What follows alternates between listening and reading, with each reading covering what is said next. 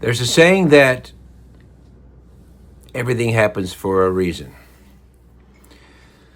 That all these terrible things that have happened, there's a reason for them, and you learn from them. I don't agree.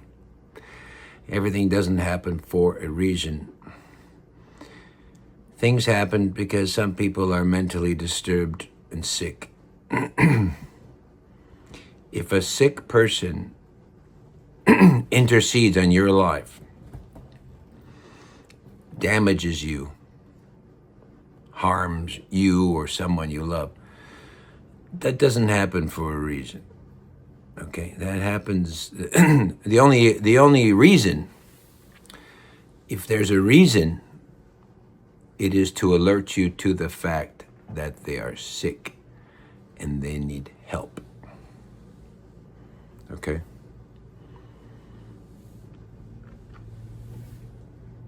Because sickness, I don't think sickness is included in that statement. Everything happens for a reason. It's all a lesson. Because I have to think of it from my life, from what's happened. So far, we haven't gotten into everything yet, but so far, what's happened? What's the lesson? Don't reason with a hitman. Is that the lesson? Don't ask a nutcase, dangerous murderer to apologize. Is that the lesson? Don't go to Starbucks anymore. Is that the lesson? In fact, and then you start to think, well, if the lesson is don't go to Starbucks, don't go to any restaurants or coffee shops, right? I mean, if you follow that philosophy,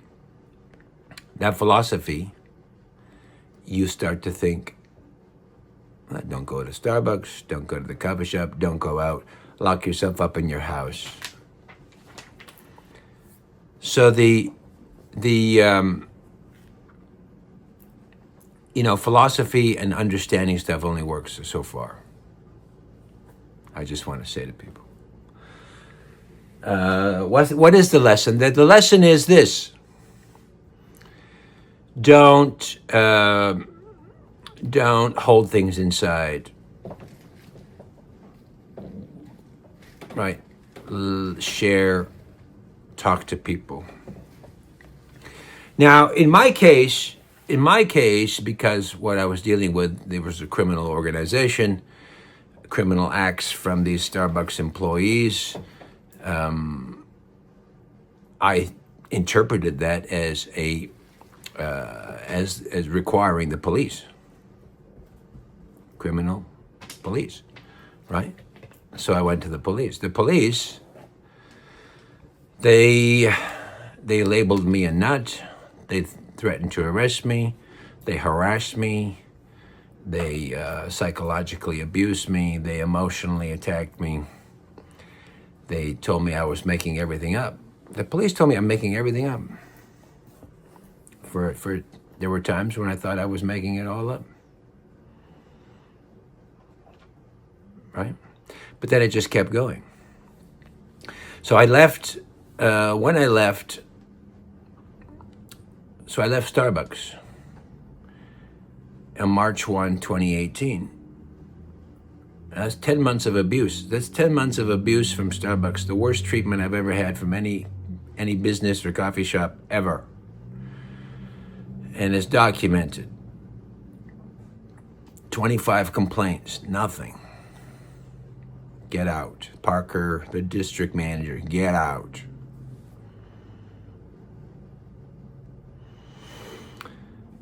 So I'm thinking, okay, well, the lesson is time to end that relationship, and I'm not going to get any more attacks. I'm not going to get any more abuse.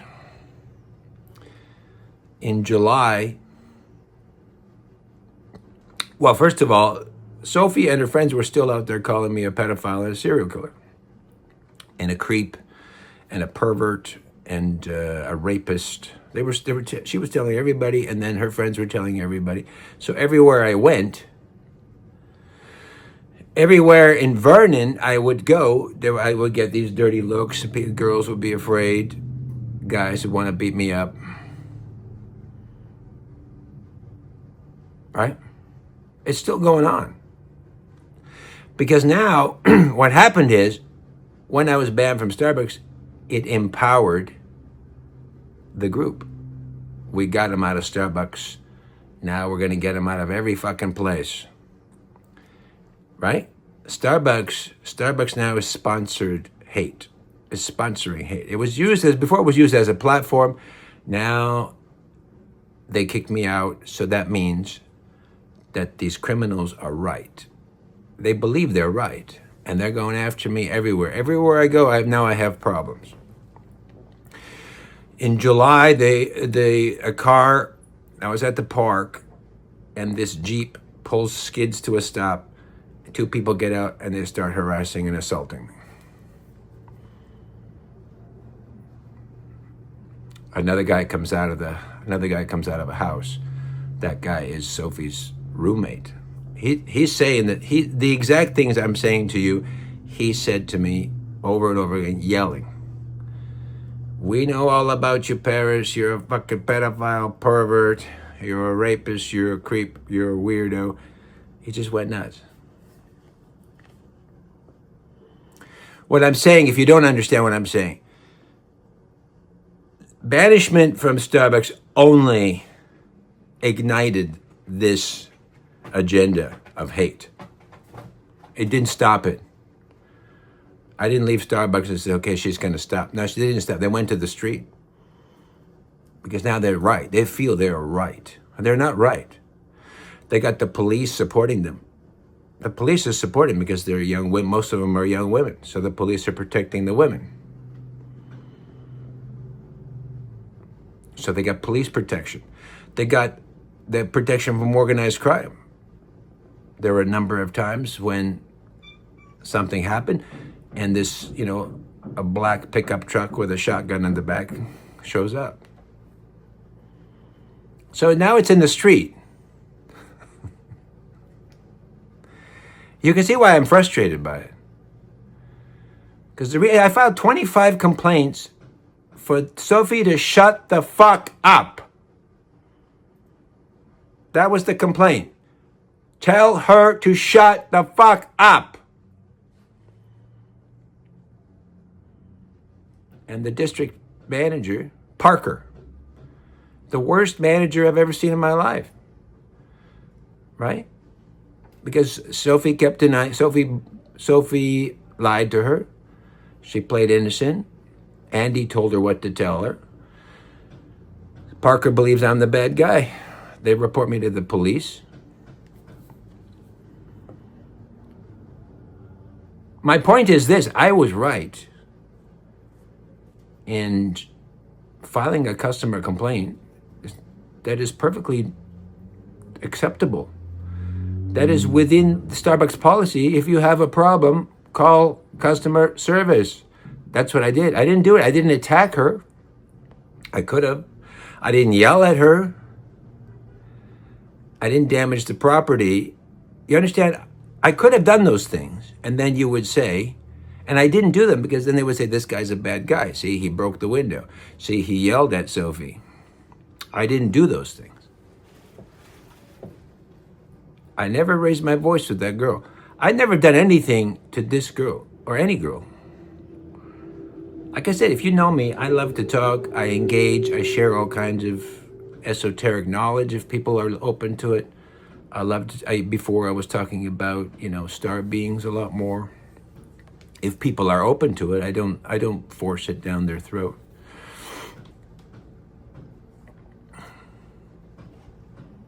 Now, I did none of those things. I did nothing. I just called customer service. I said, she's doing these things. She needs to stop. Parker, who is that gatekeeper, decided I'm the bad guy. She calls the police. The police support Starbucks. They kick me out. Fine. Now, this is all important because it gets worse. It gets a lot worse. I'm trying to stop the harassment, the threats to my life, the sabotage to my vehicle, which it's against the law. Sabotage to the vehicle is a crime. That's a crime. When they've sabotaged if they drained the antifreeze, that is a crime. They've committed a crime. They've drained it twice.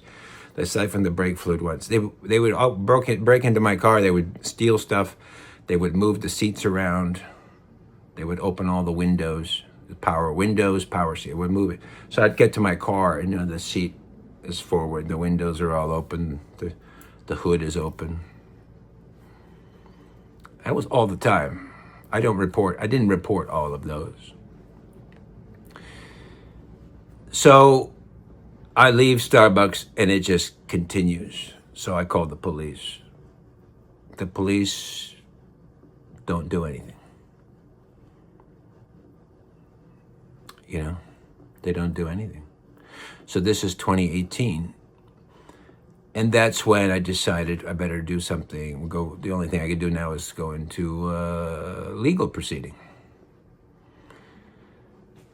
Now, I'd considered doing something legal in March, but I didn't know anything about any law before. I'm focused on spirituality. I'm studying shamanism. I'm a writer. I'm about as far away from the law, from a lawyer as you can get. And those things cost money. Anyway, I filed a tribunal complaint. So that was July, August. I decided I'm going to file a complaint. So I spent 3 months preparing my complaint. And then I filed it. And eventually it was accepted.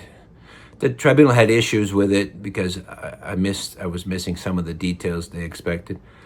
So I rewrote it for their whatever they required, and I submitted. It was accepted in July 2019. Okay, so this is all you're going to see why this is all connects here. So that's July. I started and then filed December and then accepted July 19. Now, there's another person we need to introduce, and his name is Brian. Brian is a thug. Brian is a gangster. He's younger. And Andy is Brian's mentor. How do I know that? Well, after I was kicked out on March 1 in 2018, a couple of days later, I went to the aquatic center. Now, over the past few months, I would be going to the aquatic center. I had like a 30-day pass. I had a monthly pass. And I would go there. And when I went there, these guys were calling me these names. And so people were afraid of me. And a lot of the gang members, they would go to the aquatic center. Now there's a lot of class swimming classes and stuff there. There's a lot of young people there. And you got these gang members there staring at them, looking for children to traffic. It's pretty stupid. So these guys are all calling me names, and one particular guy who I call Brian, he was doing right in front of my face. He said, that guy's a pedophile. And then people would, back away. And then other people would get involved, right? So I filed a complaint against him. They don't do anything. You file a complaint, they don't. The staff don't do anything. But just to acknowledge it, just to record it. So anyway, in January, I filed another complaint against him. So then in March, I'm there in the change room, and Brian gets a phone call, and it's on he puts it on speakerphone. And guess who it is? Well, it's Andy. And he has a very distinct voice. He has a very specific way of talking, and I sat down a couple of times with him and talked with him. If you consider that a conversation. But it's the same way. He's the same guy. He's calling Brian. And he says, I hear you got a problem. Yeah. And Brian's the same way. He's like he doesn't have any empathy. He doesn't say he says very few words. He's got a deep voice. He's all kind of bloated with steroids. He's a bodybuilder. He's a young guy. His father is an ex-con. His father went to prison because he would come to the aquatic center, right? So it all runs in the family. And he's on his way. He's on his way to jail or death. So he gets a call from Andy. He says, hey, you got a problem. The problem is me. Yeah. I got an idea. I'm listening. This is what we're going to do, right? And then that's when all the gangsters are all huddled around this phone call. So there's a lot of people now involved who know, and then they go off because I was listening in. Now, in October, so that was March. I got a job at Shoppers Drug Mart in May. On May 30th. I got a job at Shoppers Drug Mart, so I'm working. And it's been hard to find a job. It's been hard to find a job because these rumors were going around, so people don't want to hire you. And then some of the managers who are also connected to the criminal organization, so they're not going to hire you. So my reputation was not good. In some case, I went to like one place once. I applied for a job at Davison Orchards. It's like a local orchards, apple orchards. And they have a shop and they have a cafe and stuff. And it was a minimum wage job, and I'm happy to do it because I couldn't find a job. And so I get the job, I apply, I meet the manager, and he hires me. And he shows me around. We do an orientation, and he said, we'll get you on the schedule next week. Well, as I was leaving, there's this guy who looks like a member of organized crime. He approaches the manager. As I'm walking to my car, he's approaching the manager. And I know right there it's over. Right? I know, right? They've done it before. You know, members of organized crime have approached companies and businesses and people and women and men and scared them. Don't hang out with that guy. He's a this and that.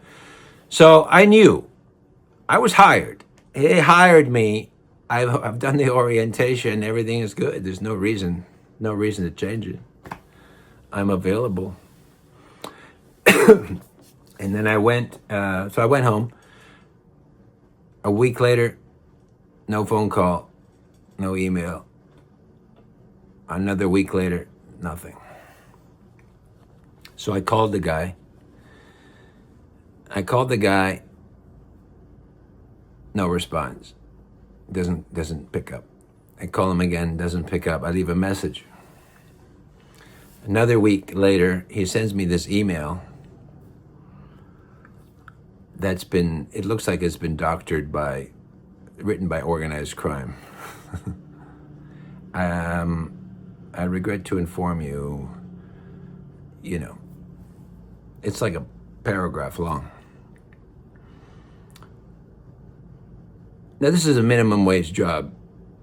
The letter was like written to like an executive who's been with the company for years. I mean, this is like...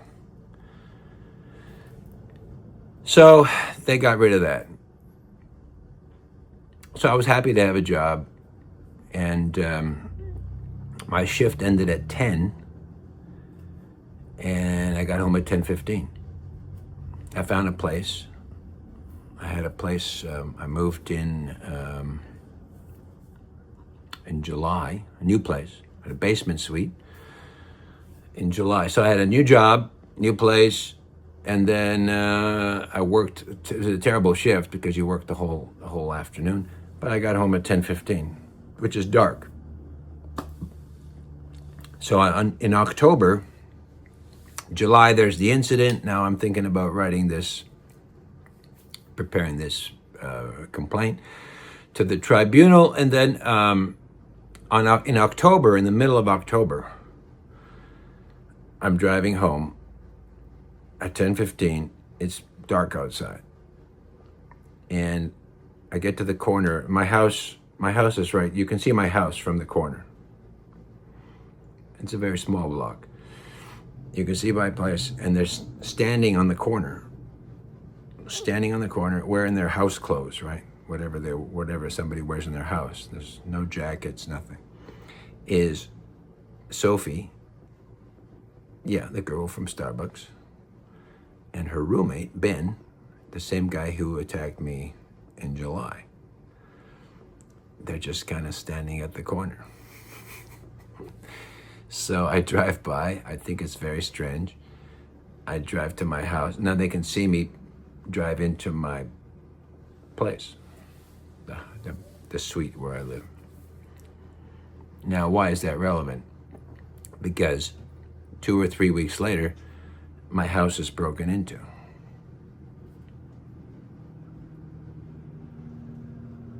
Now, let me just kind of clarify things for people who are not catching on. I've tried to stop this thing. At Starbucks, I really tried to stop it. I've been kicked out because they believe I'm the problem. And these same Starbucks employees and organized crime are now attacking me on the street. And now they're breaking into my house. Right? And now Brian's involved. So Brian and Andy concocted a scheme.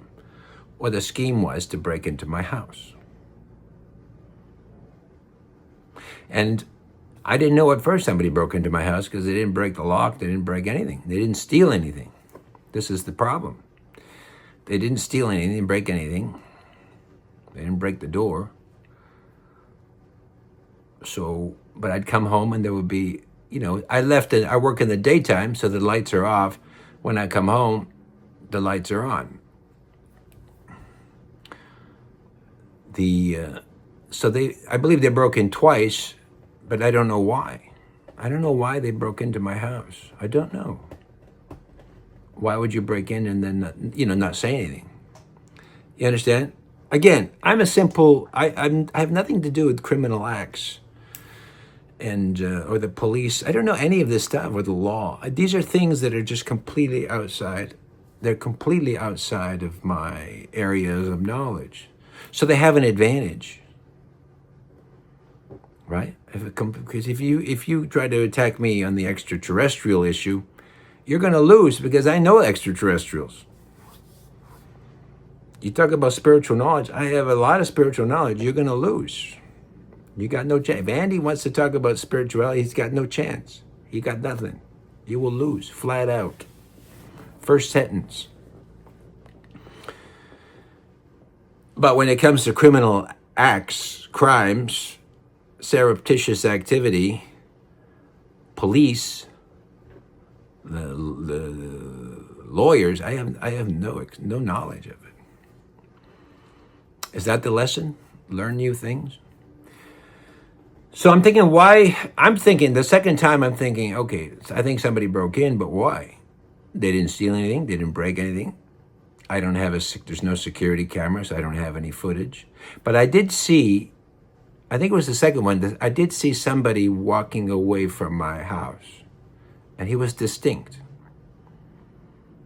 This is about the second one, right? When I came home, right, I saw somebody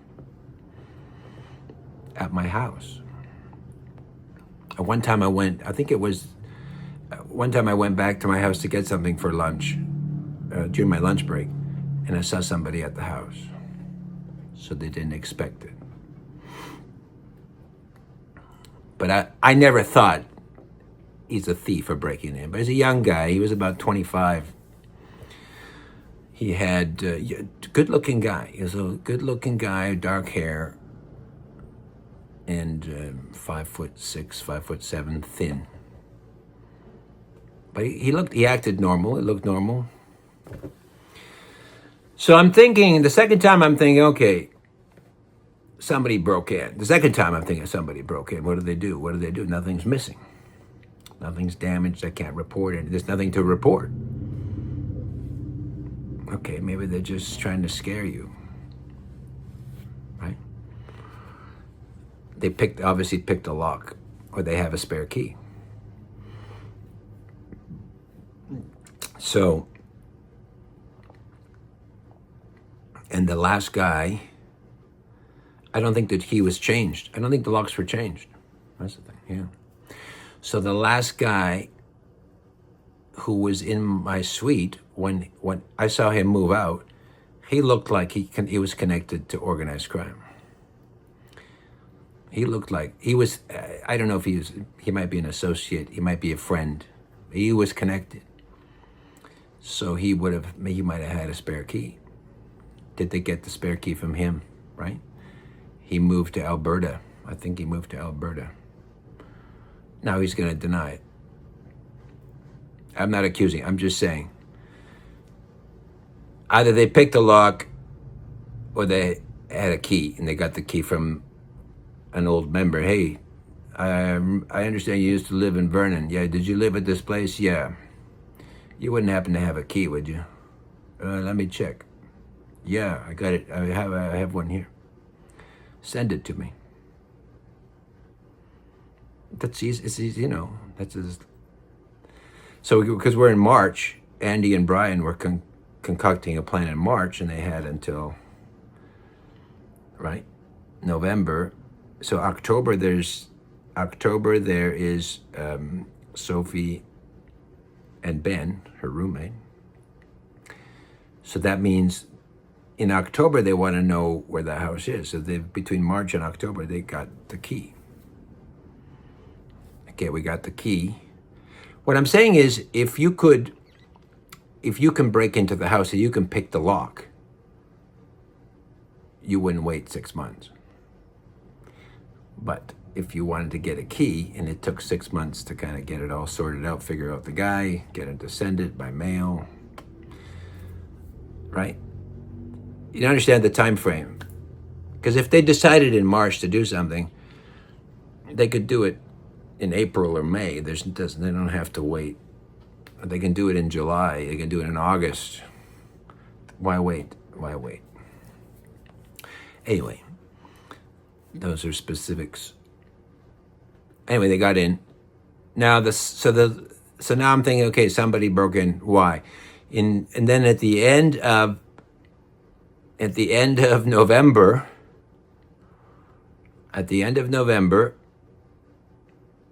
I came home at night and my front door is wide open, right? Now they are telling me we came in. It's wide open. I always lock the door. You lock the door all the time. You don't leave your door wide open. And now I'm more careful because of all the things happening. So I locked the door wide open. Now, at the time, you think, why didn't I get a camera? I didn't have any money. I couldn't find a job for a long time, and then I found a job. I had to get rid of my other car.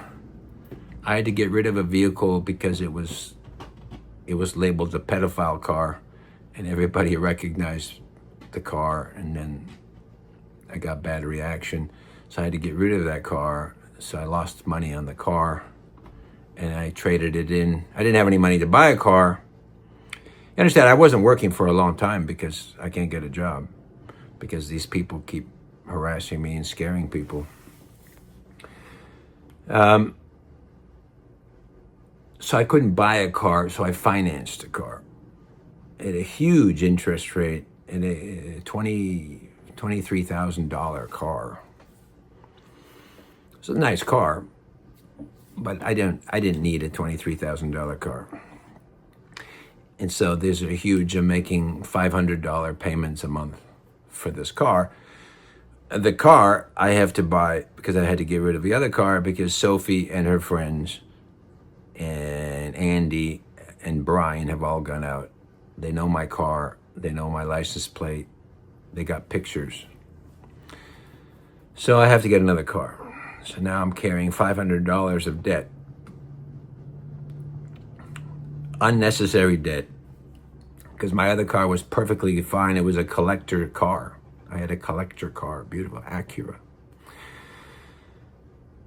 And now I got this other car, and now I'm carrying huge debt. I'm working minimum wage, so there's no money. There's really no money to do, I have all the bills. I have all my other interests.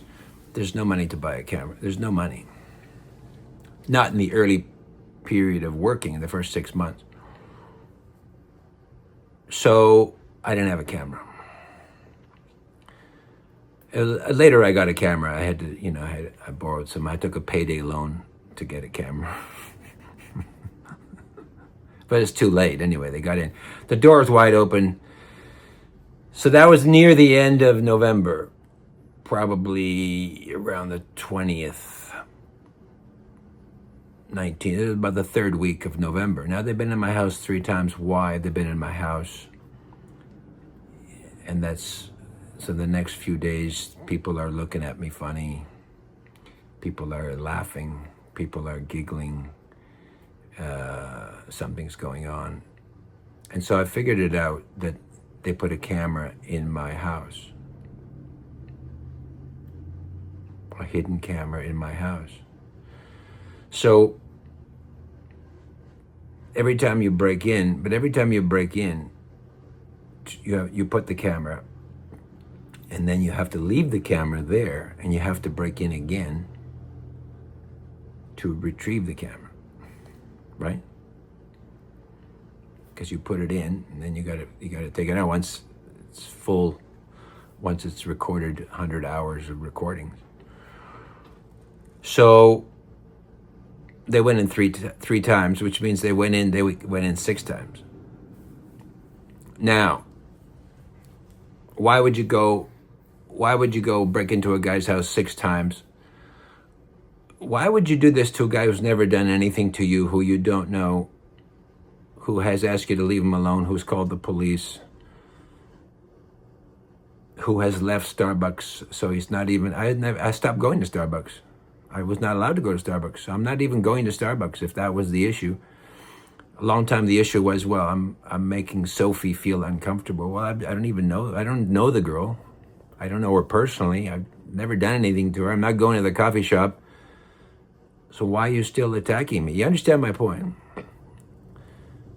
What is driving this hate? Right? Is Andy in love with me? He's infatuated? Is he in love? Is he gay? Is Andy gay? And now Brian's involved. Has Brian become gay? Are they bisexual? I'm starting to think this. You know why I'm starting to think this? Because in my house, you can see me naked. Yeah. You can see my dick and my anus. Right? So there's these videos. You can see me jerking off in my house. Is that why they went 3 times? The first time they got a little bit of jerking off, and then they said, hey, let's just put it in again. Let's get some more jerking off. Because I want to see his penis. I want to see his anus.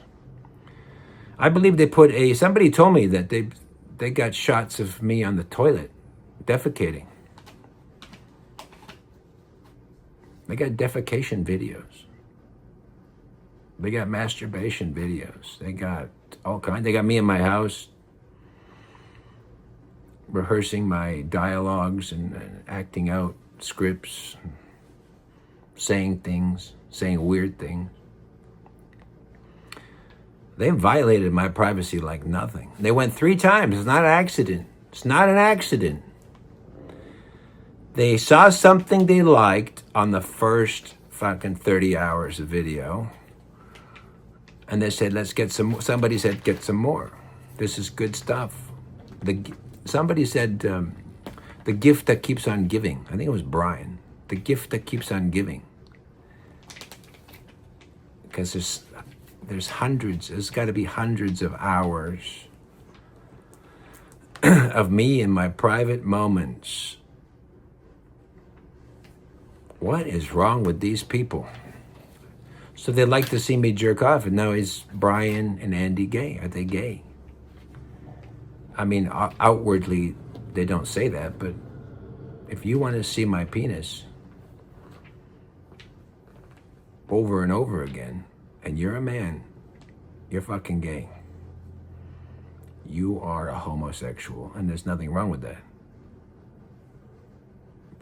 Nothing wrong if Brian and Andy are gay. There's nothing wrong with that. If it took me to bring that out, if I'm the guy who brought them out of the closet, there's a reason. Everything happens for a reason. I have brought out 2 gay men who happen to be gangsters and sick, and who belong in jail. And if you go to jail, they're going to get a boyfriend. I mean, why else? If you're a criminal and if you commit a crime, if you get caught, and there's a chance you're going to get caught, you go to jail. And if you go to jail, you get a boyfriend. And you know that. If you go to jail, you go to a boyfriend. And if you commit a crime, you might go to jail. Then are you not gay? Are not criminals gay?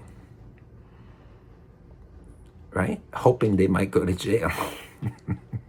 At some point, they'll go to jail, and then they get a boyfriend, right? Like, you understand what I'm saying?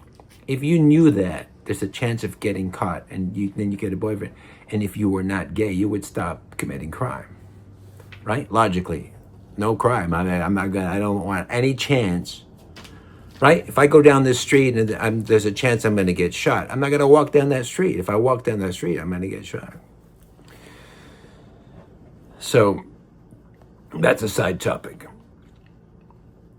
But now I'm thinking these guys, there's something, they're not infatuated. Now it's a sexual component. Andy and Brian like to watch me masturbate. They like to watch me defecate. Do they have a fascination with feces? You know, there's an illness, disorder that you're fascinated with feces, and there's people who eat feces. So are they infatuated with my feces and with masturbation? Right? I'm not a woman. You know, if I was a beautiful woman and they put a hidden camera to see my tits, then they're heterosexual, and that's normal. It's against the law.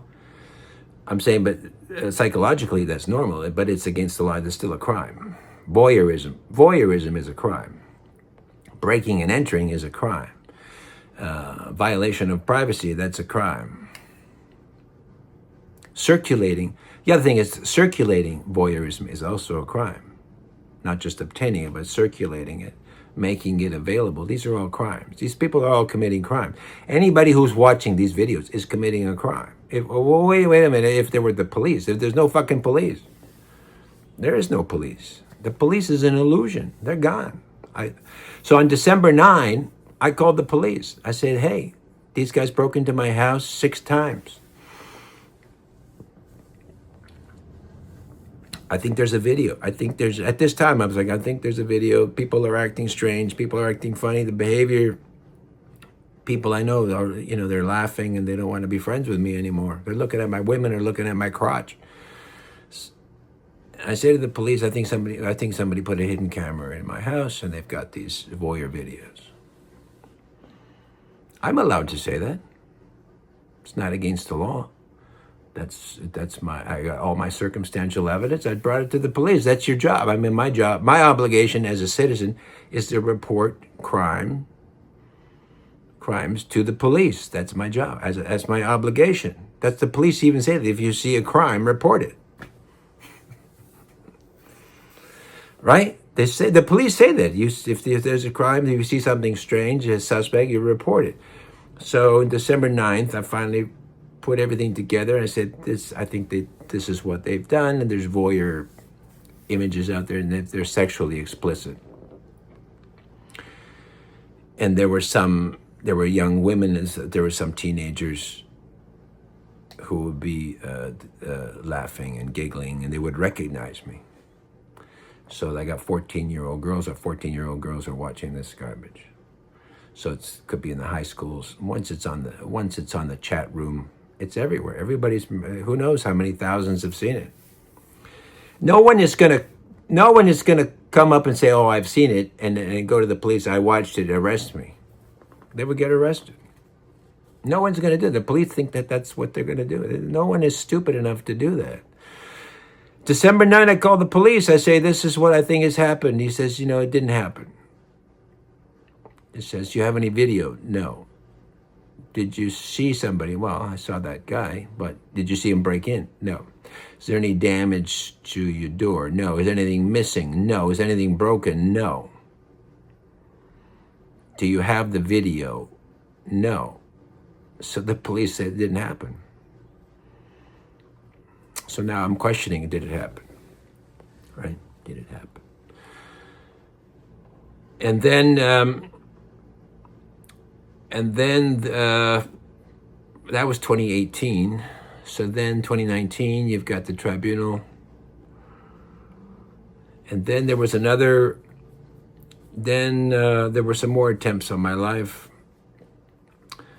Then I was still getting harassed. I'd have guys come to my business. They would come to my workplace. There would be gangsters come to my workplace. There would be other people come to my workplace. They'd kind of, skip around, make sure that they got my attention. So they come into my workplace. They'd hang around my house. I'd started going to a different coffee shop. And they come to the coffee shop. They continued to harass me. The police continued to ignore me. And I'm just checking my notes.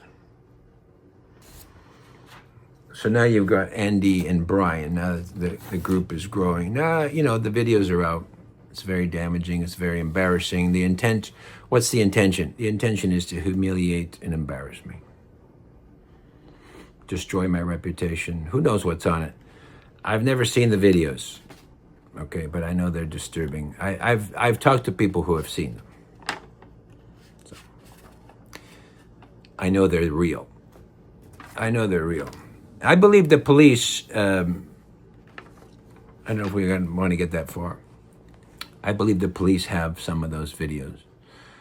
And maybe we should get into that. So but that's further up. The other issue is, and why I wasn't really paying attention, was because in October my mother got sick. October 2018.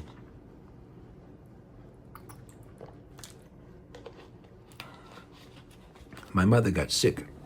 She's in the hospital. But it's the kind of sickness that's not good. It's the kind of sickness that, she's old. She's survived many things. And this one doesn't look like, it looks like there's no cure for this one. So in November, every month, so November she got hospitalized, December she got hospitalized. So it's a steady decline. So she's on her way out. So I'm thinking about that. That's causing me stress, right? Grief. I'm trying to maintain my job. I'm trying to maintain my other interests. But now I'm dealing with the community who's just having a grand old time looking at my genitals and my anus. I got 14-year-old girls looking at my penis. I mean, it's every man's dream, isn't it? It's against the law. If I show my penis to a 14-year-old, it's against the law. If Andy and Brian break into my house and get a video of my penis and they show it to 14-year-old girls, it's still against the law, but not you won't get caught because it's online. There is a law in Canada, intimate images. There's a new law coming. It's an Intimate Images Act. Whereas if someone is circulating intimate images of you online, that's against the law. You can sue them. I don't know if it's enforced yet, but it's coming. So anybody who possesses it, they can go to court. Unless they have my consent. Nobody has my consent. No one has my consent to circulate any nude image of me, any my anus, my penis, my genitals, anything privately from my home which they did not get consent, which is not made public. No consent. I've never given consent for any of the voyeur videos. Zero. Zippo. None. No consent, no authorization, no permission whatsoever. If you are in possession of this material, you are breaking the law. And you can go to court. And that could be in perpetuity. I mean, that could be 5 years from now. If you have those images, if I get those images, I will come after you. That's a fact. It's never going to stop. If I get them, you're in trouble. You could go to jail. That's harder because I can't arrest people. The police are kind of useless. The police are useless people. So my mother's getting sick. And then in February of 2019, now you got Sophie and her friends. They're talking to some of my colleagues at Shoppers who are young. Some of them are young men and women. They go to high school. So the rumors are circulating. They're getting scared. The manager gets scared. March, every month my mother's in the hospital and then she gets out. So I'm driving to Kelowna a couple of times a month. And then April, my mother goes to the hospital twice, right? She goes once, she comes back, and then something happens. And then she goes again. And the second time, they resuscitate her, but it's not good. She's on her way out. So I'm dealing with the death of my mother, and I got these fucking assholes circulating masturbation videos and defecation videos and laughing behind my back. And this fucking girl, Sophie, and her Starbucks friends are all fucking involved. Because I can't stop them. I've done everything legal. Every legal thing I've done, I can't stop them. So my mother, these people have no respect. I'm saying they have no respect for human life. As much as they're going to tell you they want respect, as much as they tell you they're good people and they help out, these are disrespectful people, disrespectful to human life, disrespectful to my life. They attack me for no reason. I don't know any of these people. I don't know Sophie. I don't know fucking Brian. Brian is a fucking asshole. This guy's a loser. He's going to be dead by 30 or he'll be in jail. I don't know him. I don't know his friends. I don't know Andy. I mean, these guys are gay. They're homosexuals who are infatuated with me. Andy is a homosexual man who's infatuated with me. And that's the only conclusion I can make. He is in love with me. That's what it is. He just can't accept it. And I'm not gay. So I have no interest. So Andy, it's not going to happen. You're going to have sex with Brian. And maybe they've already had sex before. Maybe they want a throuple. I'm just not interested. I'm not interested in any of this stuff. They keep trying to drag. The thing is, they keep trying to drag me into this darkness. The police, they want to throw me in prison because they believe I'm the harasser. I'm the harasser. These people have broken into my house 6 times. They've tried to kill me. They have been harassing me every day. Come to my house every fucking day. Come to my workplace. I'm the harasser. The police are like, well, do you have any video? Do you have any video, Mr. Justin? Do you have any video? Fuck the video. Wake up. Why don't you wake up? Common sense. Investigate. You get the evidence. Why should I bring the police all the fucking evidence? You won't be able to bring all the evidence. You take all the credit. You investigate. You get the evidence. You take the fucking credit. You have the resources. No, it doesn't work. It doesn't work that way. Anyway, on May 6th, my mother died. Okay. And then there was a funeral the next week. On May 9, so my mother died May 6. May 9, the landlord gives me an eviction notice.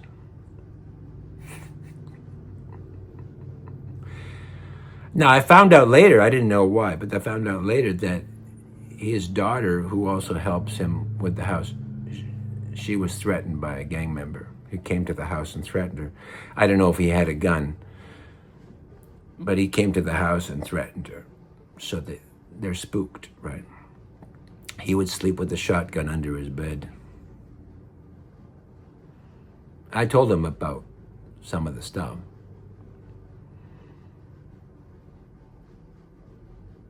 So he says, and he used an excuse they're going to renovate the suite. So it's he's got a legal excuse. But logically, if you wanted to keep me as a tenant, you can move out, and then when we're done renovating, you can come back, right? No, just get out. So I said, well, my mother just died. I'm not in a good mood. And he says, okay, well, I'll come back. So he came back a few days later, and then he gave me the notice. So at least he showed me a little respect. He gave me 4 days. It's not bad. So I had to be out end of July. The renovation, there's a notice, it's a couple of months. So it's end of July, I have to move out. I said, okay. I said, all right, my mother's dead. Okay, we can deal with that. I got a couple of months in this place, so we'll just take it easy. And, the good thing is I have a full-time job. I still got my job, right? So I'm okay. I said, I'm all right. I'm doing good. So I kind of relaxed, right? You kind of stressed, you stiffen up a little bit, and you say, okay, well, we still got, okay, I lost that, but I still got the job. Okay. But things aren't going good at work, and this pedophilia, and these videos, everybody's frightened to death. Some people in Vernon are very easily frightened. They're very gullible. So my my boss knows that my mother died. There's a funeral that was on the 18th or 19th in Kelowna. My boss knows, and she's acting strange. And then on May 30, I go to work and I get paged to the office. I go to the office, and there's all the owners there, all the bosses are there. And he says, "You're being terminated." Yeah. And she was waiting because my mother just died. So they gave me a couple of weeks. Wow. So I said, "What's the reason?" Now I know all this, the pedophilia, whatever, the serial killer, they think I'm a serial killer and the girls are frightened. I know that's going on. He said, "There's no cause. No cause. We're going in a different direction." You know how they do it in the movies? That's what they did. We're going in a different direction. I'm a good worker. So they can't get me on. I'm sure they tried, but they couldn't establish that I was a bad. If I have done, and I specifically worked hard so that they couldn't get me on something I did, because if you did something wrong, then they could fire you. So I'm also, because all these things are happening, I got to keep my job, so I have to work twice as hard, so that there's no excuse to fire me. But they found an excuse, no excuse. So, okay, so I'm fired, that's it. Here's your severance, goodbye. So that was May, and then that was it. So Andy and Brian and Sophie got me fired and got me evicted. And, what bothers me is that my mother was dying, and I didn't really,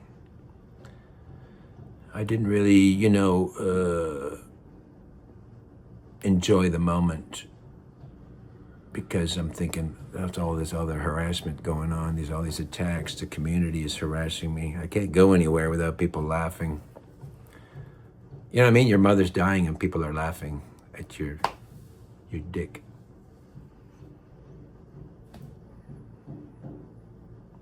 I got some women, even middle-aged, looking at my cock. I said, "You want to see my cock? Just ask me. I'll show it to you." And I just want to see it in secret on the chat room, on the Snapchat chat rooms. I had a dream that Kimora Lee Simmons, I woke up, I was like, Kimora Lee Simmons is watching me masturbate. I had this dream. I don't know. It's just a dream. I have no clue. But I kind of said to me, it's in Hollywood, right? It's all over Hollywood. If it's in Hollywood, loves this kind of sex videos, voyeur videos. They love this stuff. And it's relevant because I'm a writer. I was writing a lot of scripts at the time, so I'm sending scripts to Hollywood, to contests. And later on, I lost a lot of opportunities because they're watching these masturbation videos and private things I'm saying in my house. And they go, shit, we don't want to work with this guy. Do we want to risk working with this guy? And if the movie's a success and they come out with a masturbation, defecation, do we want a defecation video coming up in the news? I don't blame them. But I didn't do it. I didn't film it. I didn't ask for it. These are crimes. The police should investigate. I've kept calling the police over those months. In January 2019, I'm calling the cops to say the police have called me back. A sergeant, an RCMP calls me back. There's no video. Nobody broke into your house. There are no gang members bothering you. Just take it easy. You're acting a little paranoid, Mr. Tosin. There's a sergeant, January 2019. In some respects, he's right because I don't have the evidence. But in other respects, he's wrong because those things happened. Because lack of evidence doesn't mean it didn't happen. And the police are too stupid and useless to do anything about it. So without punishment, there's no deterrence. So Andy and Brian and their network. Now all the gang members have seen it. When I went to the aquatic center, they've all fucking seen it. You can see it on the guy's face when he's seen you jerking off. I know. The police don't know shit. The police don't know anything. These are stupid people. I know. I think if you were a man or woman, you would know. If somebody saw you fingering yourself, you would know. So what do I do about that? Everything happens for a reason. Yeah. Oh, you caught me masturbating. What the fuck? Every man masturbates. I bet you Brian right now, he's jerking off to my videos right now. He's giving a blowjob to Andy with my video playing in the background.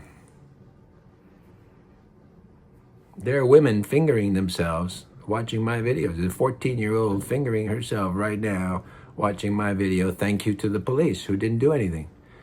Thank you for your negligence, police officer. I've got fans who are 14 years old. See, I can't do it. I can't show a 14-year-old my penis because that's a crime. Indecency. It's obscenity. It's indecent. But if Andy and Brian and their friend break into my house, put a hidden camera, and they film me jerking off, and then they circulate this camera to the high school students, and then they watch my dick and watch me ejaculate, that is not against the law, because if you don't get caught. There's a loophole. You see the loophole? Inception. Remember Inception? Inception is you go into the dream state deep enough and you plant an idea. Then when it comes to the surface, the person thinks it's their idea, right? That's in the movie Inception, Christopher Nolan. Now maybe this is Inception. Maybe I planted this idea in Andy's head in the deep state, and then he conspired with Brian, and they concocted this, and they manifest, and they think it's their idea, right? They think it's their idea. What if it was my idea so that I can get my penis in front of a 14-year-old girl? How do I do that without breaking the law? I get the criminals to do it. I manipulate them at the subconscious level. They take it. They take ownership of it. If they get caught, they're going to get in trouble, but they're professional criminals. They know how to escape the law. They know how to hide crime. They know how to deceive the police. They've got fucking lawyers.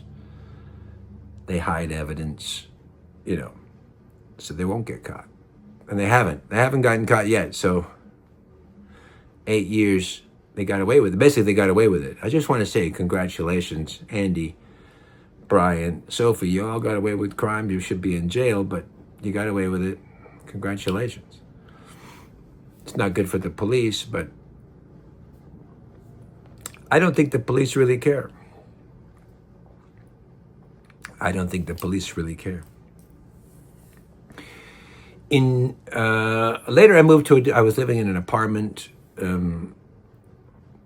This is now July, July 2021. We're jumping. June, July 2021, I'm in an apartment building. The entrance has a fob, a security fob. There's cameras in the building. And why it's interesting, because there was another incident. They broke into my apartment. And I know at this time, because I recognized the guy at a coffee shop. He took a picture of me, and when I came home, the place was broken into. So they got more footage from another place. Oh, there's another thing too I gotta add.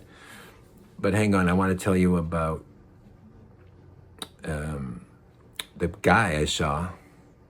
So I was going out one day in the daytime, and I was heading for the front door, and there was a guy at the intercom.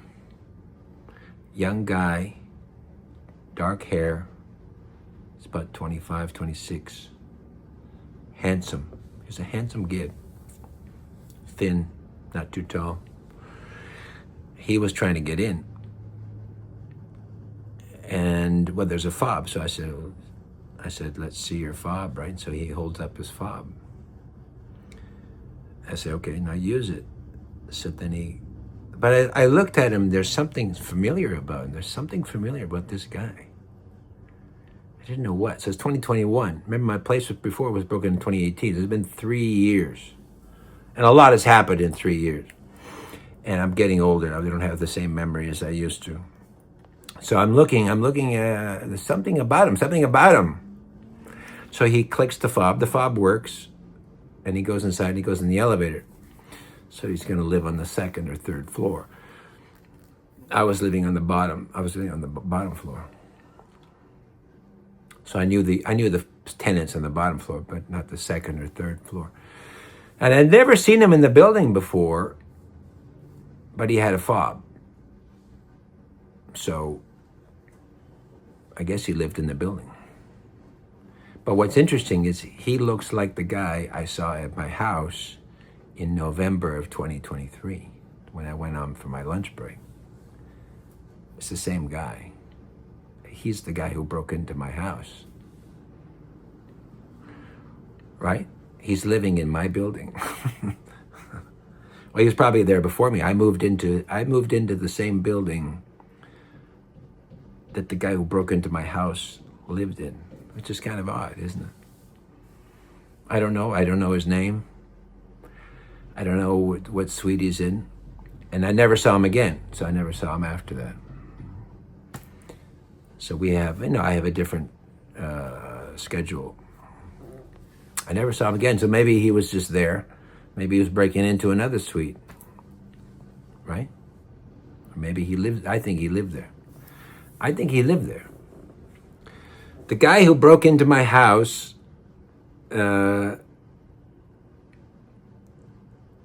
lived in my apartment building, the other apartment building.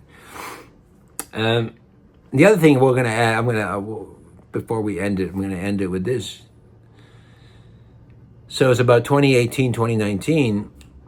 There was a bug in the Apple software. I had an iPhone. There was a bug in the software, and my phone was hacked. They have my phone number. I don't know where they got my phone number from. This is Andy and Brian and his network, right? They're all criminals. They got hackers, they got computer experts, they got people who break in, they got child traffickers, murderers, drug dealers, prostitutes, you name it. So they got a guy to hack my phone. They got my number somehow, and I've changed my number. So they got the number. They hacked my phone through this bug. There's a bug. It was a significant bug, so you can get into the phone, and they got access to the camera, and so they recorded. I believe they recorded footage from my camera. So that's in circulation, footage from my camera. And then it was around that time, it was around December 2018. I never told the police this because they're really gonna throw me in a mental institution. But into December 2018, near the end, I got a FaceTime call. FaceTime from Saudi Arabia.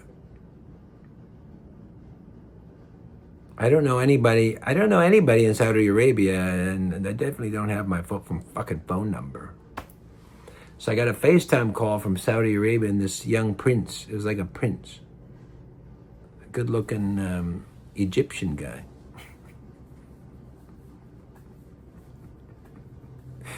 These people are fucking crazy. I'm just telling you, these people have destroyed my fucking life for no reason. I don't know any of these people. I got a call from this Egyptian prince. This is no joke. He's on. So this time I said, okay, accept. You know, you have the green or the red. I said, okay, accept. What's this guy want? Hey, what do you want? He says, I want to see you naked. I said, what do you mean see me naked? I want to see you naked. I like you. I pay you. I pay you. So I hung up. And then a few weeks later, I got another call from another guy from Saudi Arabia. I declined because I don't want to have another stupid conversation with a fucking asshole. So I don't know. I mean, were they selling my videos to Saudi Arabia? I wonder if they made any money on my videos. Hey, Andy, did you make any money on my videos? You got to give me a cut. You got to give me, that's copyright. I need to have a cut. That's right. Copyright infringement. You owe me money. If you made any money from those videos, you got to give me money. You owe me money for everything else. So we'll end it there. We'll do, I think we'll probably do another one or two. Let's keep going. These videos I do, my other videos, the shaman videos I do for you. I do for the audience. And I teach all kinds of sacred knowledge. These videos, these are for me, actually. They're more for me. Because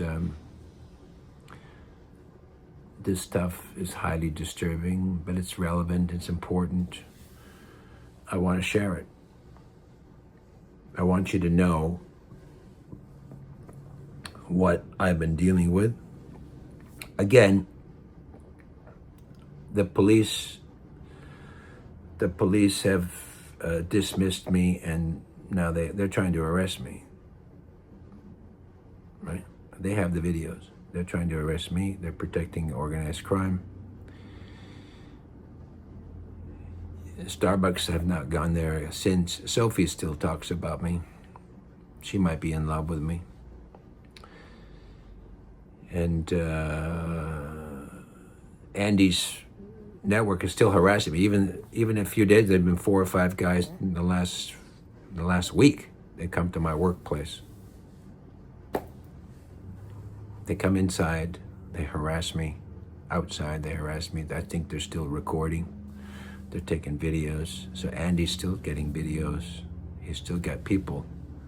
I mean, he's infatuated. I think he's in love. This is still going on. I'm saying I haven't been able to stop it. So I don't know what it's going to take, but we'll eventually figure it out.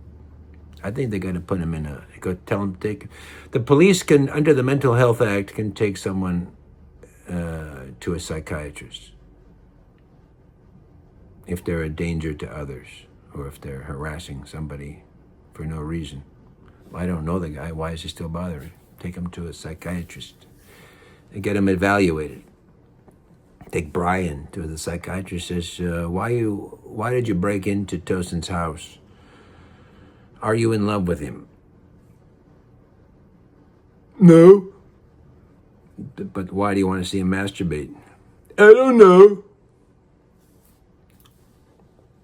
Ask him, do you know Mr. Tosin? No. Why do you want to see him defecate? I don't know. Are you in love with him? Yes. Yes.